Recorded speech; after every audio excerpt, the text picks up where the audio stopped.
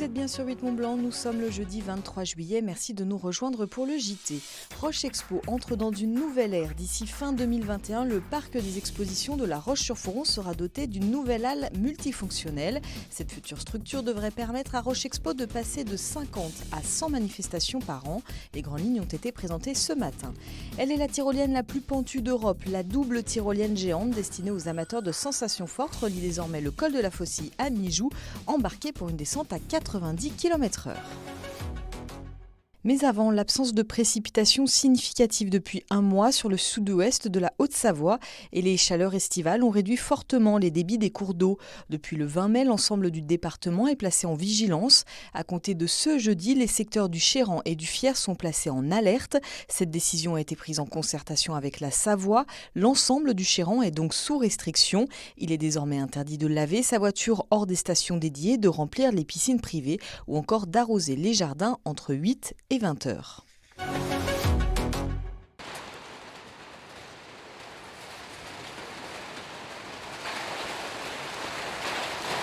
Détruire pour mieux reconstruire pour les 50 ans du parc des expositions situé aux Aforets à La Roche-sur-Foron. Roche Expo a décidé de faire les choses en grand. D'ici fin 2021, une nouvelle halle multifonctionnelle de 6000 m² devrait voir le jour. Avant cela, ce sont au total 300 tonnes de métal, 600 tonnes de bois ou encore 6000 tonnes de béton qui vont être démolies. L'ambition de Roche Expo, c'est de passer de 50 manifestations à une centaine de manifestations d'ici 5 à 10 ans. 6000 m² qu'on va pouvoir séparer en 3 espaces, pouvoir accueillir de la coactivité, des manifestations qui vont pouvoir se réaliser en même temps. Donc une partie de 3500 m² avec des gradins rétractables qui nous permettront d'accueillir jusqu'à 2000 voire 3000 personnes en configuration spectacle avec une fosse debout. Une partie expo de 2500 m² et une partie convention, réunion avec des salles qui pourront aller de 50 m² à 500 m². Cette requalification d'envergure sera placée sous le signe de la rénovation énergétique. Ainsi, 98% des déchets du chantier seront revalorisés. La future infrastructure, elle, répondra aux nouvelles normes environnementales en vigueur. Autant de facteurs qui ont motivé les financeurs que sont la région Auvergne-Rhône-Alpes et le département de la Haute-Savoie, qui débourseront respectivement 7 et 5 millions d'euros. Ajoutez à cela 7,5 millions d'euros de Roche Expo et 2,5 millions d'euros de la commune. Le coût de cette nouvelle plateforme s'élève à 20 millions d'euros. Dans un département où pendant 6 mois on ne peut pas faire d'événements extérieurs à cause du climat, et d'avoir réparti à Clermont-Ferrand, à Lyon, à Chambéry et à La Roche-sur-Foron des halles couvertes qui permettent d'accueillir des grandes manifestations. On pense bien sûr à la foire de printemps, mais on pense aussi au salon bio ou encore au Cimodec une fois tous les 2 ans. C'est absolument indispensable pour mettre en valeur l'économie de la région et du département. C'est un lieu merveilleux, je dirais que c'est au plein cœur du département de la Haute-Savoie. C'est un lieu unique de rassemblement, de rayonnement pour le département. Un lieu qui peut être fédérateur, qui pourra aussi accueillir des événements en lien avec le Grand Genève. Donc c'est vraiment important pour le département de soutenir ce projet de parc des expositions. Pour La Roche-sur-Foron, ce projet est évidemment une très belle vitrine qui aura notamment pour vocation d'élargir le rayonnement du territoire grâce à un panel de manifestations très diversifié. Encore du plus, toujours du plus, et on avance et on va continuer à avancer vers l'avenir, voilà, avec cette volonté ferme de faire de La Roche, du pays rochois, un phare vraiment important et un rayonnement français et international. Roche Expo ne compte pas s'arrêter là, puisque la totalité du parc des expositions sera rénovée d'ici 10 ans. Rendez-vous est pris fin août, début septembre pour la pose de la première pierre. Un mot de solidarité, la fréquentation des collectes de sang chute de façon significative depuis 15 jours. L'établissement français du sang invite donc les donneurs à poursuivre leur mobilisation, même durant l'été. Dès à présent, les futurs donneurs ainsi que les donneurs qui ont fait un don il y a plus de 8 semaines sont attendus dans les maisons du don et sur l'ensemble des collectes organisées chaque jour dans le département. Toutes les infos et les dates de ces collectes sont sur le site internet dondesang.efs.santé.fr. D'une longueur de 905 mètres, elle relie le col de la Faucille à la station de Mijoux. Une liaison singulière et impressionnante, un outil ludique ouvert à tous ceux qui recherchent une opportunité pour explorer ses limites.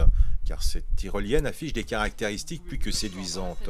Une descente d'une durée d'1 minute 30 à une vitesse de pointe de 90 km/h dans une pente affichant une inclinaison de près de 37%. Elle est l'une des plus inclinées jamais construites en France. Et chaque candidat à ce voyage hors norme doit tout d'abord rejoindre la plateforme de départ en empruntant une passerelle d'accès de 125 mètres de longueur.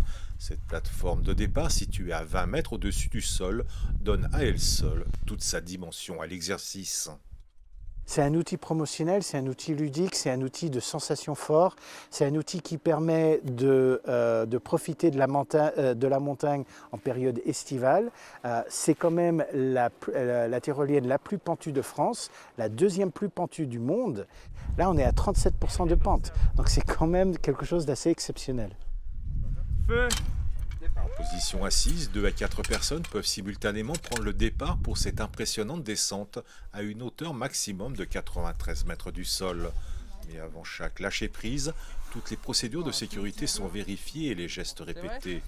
Reste à chacun à mesurer son engagement pour se lancer dans l'aventure confortablement assis dans son harnais.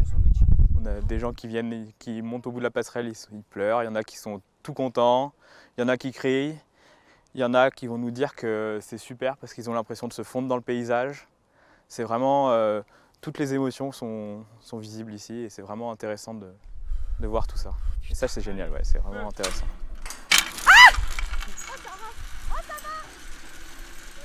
Pour découvrir cette station en période estivale, je pense que ça va de soi. C'est une façon, parmi d'autres bien sûr, mais de vraiment apprécier la beauté et les sensations que seule qu'une montagne peut offrir.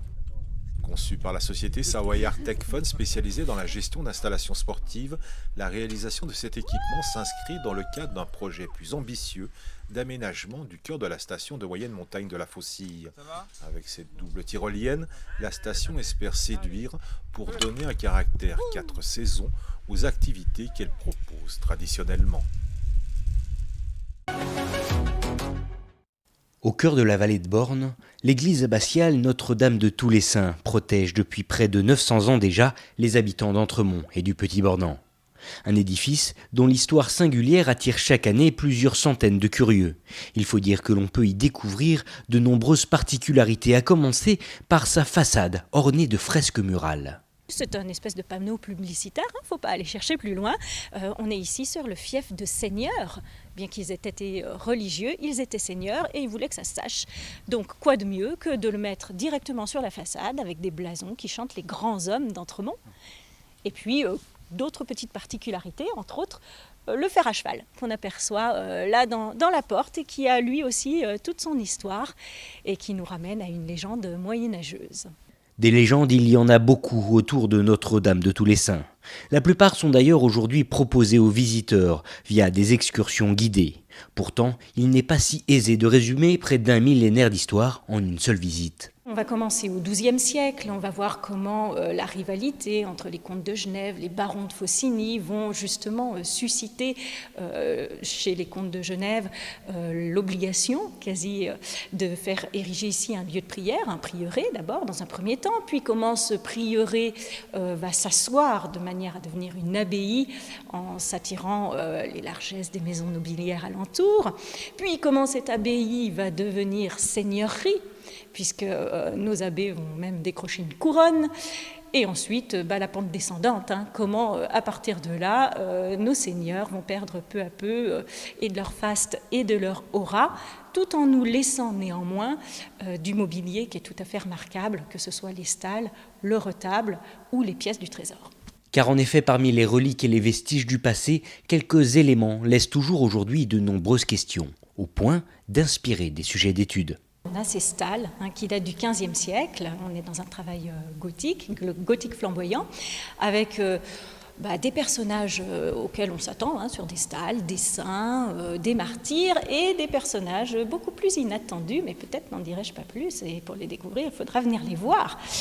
Et de la même façon, et bien sûr notre retable, les spécialistes remarqueront qu'on a des choses très académiques, puisqu'un retable sert de catéchisme, donc là aussi on peut décrypter un petit peu les dogmes présents sur le retable. Et là aussi, quelque chose de tout à fait non conventionnel et peut-être même un petit peu audacieux. Autant de trésors à découvrir par le biais des guides du patrimoine et qui participent toujours activement au rayonnement du territoire, et ce, comme depuis sa construction en l'an 1115. C'est la fin de ce journal. Merci à toute l'équipe et merci à vous de votre fidélité à l'info sur 8 Mont-Blanc. Demain, Évasion en région vous emmène à Sixte-Fer à cheval avec Clémence Roaldès. Rendez-vous à 18h et pour le JT, on se retrouve à 18h30. En attendant, restez connectés avec nous sur les réseaux sociaux. Passez une très belle soirée.